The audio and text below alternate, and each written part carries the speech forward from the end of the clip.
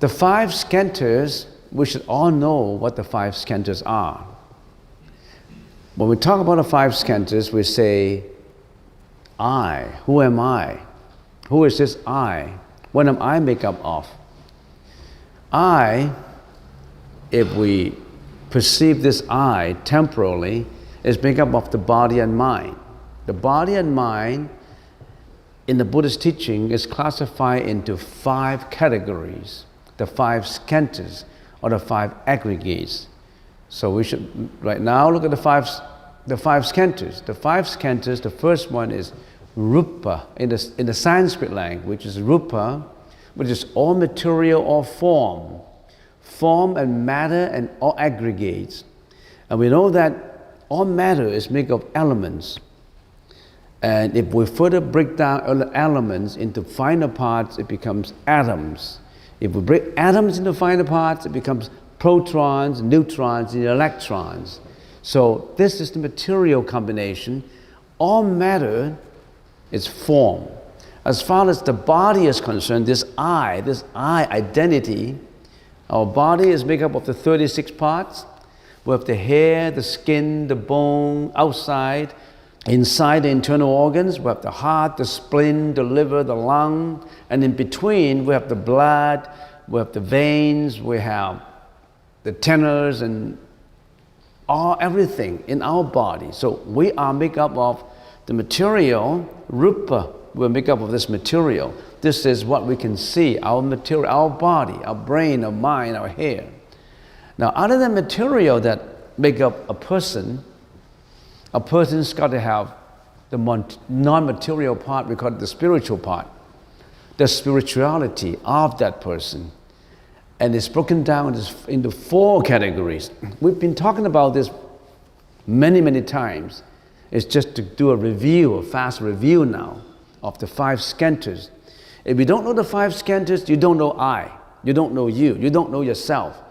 So the first lesson in understanding the Buddhist teaching is to understand yourself.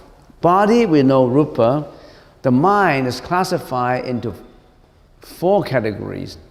The second category is vedana in the Sanskrit language, and we call feelings or sensation. We have feelings. What are the feelings that you have? What are the sensations that you have?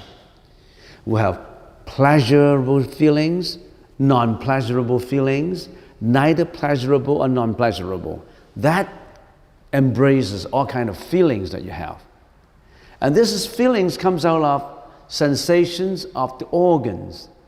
So comes out of the eye, the ear, the nose, the tongue, the body, and the mind. When the eyes contact with form, when the ear contact with sound, when the nose contact with smell, when the tongue contacts with taste, and when the body contacts with touch, and when the mind is contact with all kinds of mentality objects of mind, then sensations come out. Don't you have sensations? Everybody has sensations. We have to realize what kind of sensation we have. Pleasurable sometimes non-pleasurable. When you have pleasurable feelings, you feel happy, you feel delighted.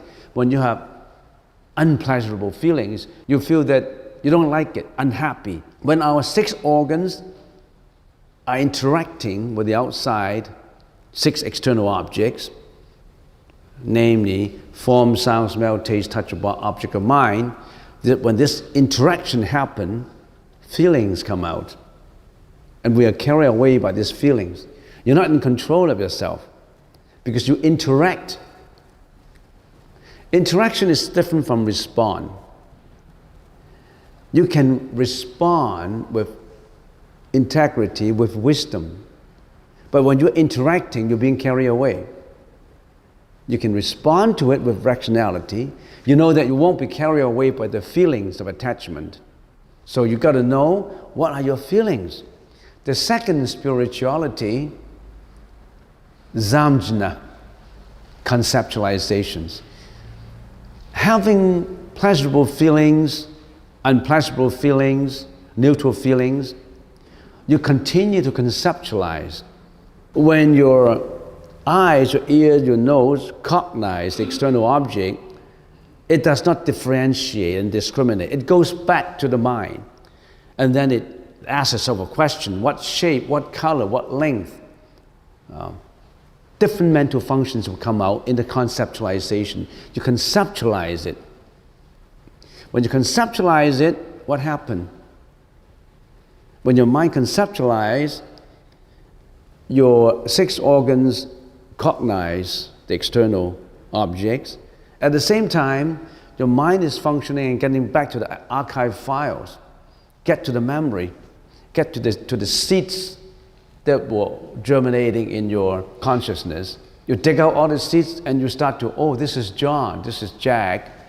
Or you discriminate, this is big, this is small, this is rich, this is poor. You start to discriminate, conceptualize. After conceptualizing, you also start to look for the language, because you attach languages to the conceptualization. If there's no conceptualization, there's no language, there's no thinking. All your thinking comes from conceptualization. So conceptualization, after you conceptualize it, then there's samskara, volitional. You flash back, you have intention to do, you have intention to interact, you have intention to respond, and then you carry out the action. You carry out the talking, you carry out the yelling. When you're being yelled at, you carry out that you want to yell back. When you feel unpleasurable, you want to react accordingly, then you carry out volitional speech and volitional action. So at the moment when your 6 organs are interacting with the outside world, it's not just interaction. It continues with the conceptualization and the volitional reaction inside your mind. And it happens instantly, and you interact accordingly. You may not notice it because it happens so fast. And then, where is my file? Where are my files? Where's my memory? How come I can remember? How come I can conceptualize? And how come I can do all these things? There's a storage inside your brain, the hidden consciousness, the ego and the superego. The ego is your mentality, and the superego is what is hidden inside your consciousness, your subconsciousness, some people say it. So that 5 here is the vijnana, which is the consciousness. There's a cognitive consciousness, discrimination, provides memory for seeing, hearing, smelling, tasting, or bodily sensation and mental consciousness.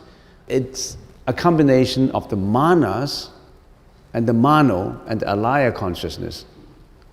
Remember when we're talking about consciousnesses, we give an example as to the manager who controls all the salesmen. All the salesmen at the front end, the eye, the ear, the nose, the body, the 5 consciousness, and there's the manager behind. We call it the mano consciousness, which is the 6th consciousness. And there's also the manas consciousness, which is the ego consciousness. There's also the storage consciousness, which is the banking for everything, for every thought.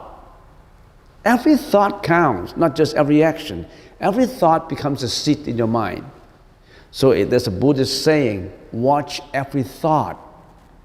Be careful with every thought. Be mindful of every thought, not just the action in the speech. Everything arises from a thought. So you've got to be extremely careful in your thought, not just from the tongue, not just from the action. That's vijnana. Understand the roots. So the 5 skandhas are empty. Why? We have to know what emptiness means. In the Sanskrit language, emptiness is sunyata. But we have to explain it in detail. Sunyata is a very basic concept, a fundamental concept, a fundamental truth of the universe. It's not expounded by the Buddha. It's discovered and told to us by the Buddha. But it does not matter whether the Buddhists talk about it or not. It happened. It's not an invention of the Buddha. It's a universal truth which is uttered by the Buddha and reminding us that we should watch these things, we should understand emptiness. Because we have been ignorant in believing in inherent substance, permanence of things. We don't know the causation of things. We have to study what sunyata means. So next time we're going to research, we're going to talk about into sunyata in the Chinese language is 空 emptiness, voidness. You really have to understand sunyata in very much detail before you understand what the Buddhist teaching is all about.